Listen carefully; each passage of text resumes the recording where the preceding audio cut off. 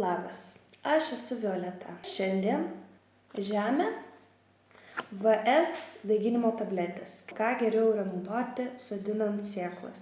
Pasidalinsiu savo tyrimo rezultatais. Aš bandžiau daiginti pomidorus. Ant tos pačios palankės gavo tiek pat šviesos, tiek pat drėgmės. Štai taip atrodo pomidoras daiginimo tabletėje.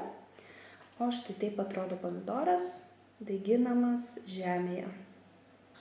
Tabletėje daigintas pomidoras yra daug tvirtesnis, didesnis, atrodo duos daugiau pomidoriukų.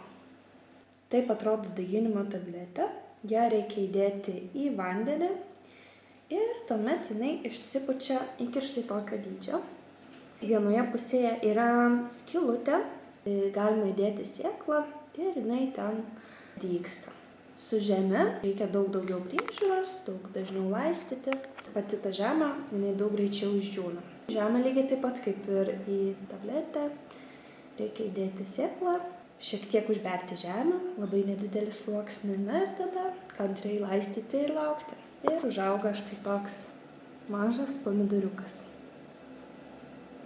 Ačiū, kad išklausėt ir labai skatinu pabandyti abiejus būdus ir auginti skanias daržoves.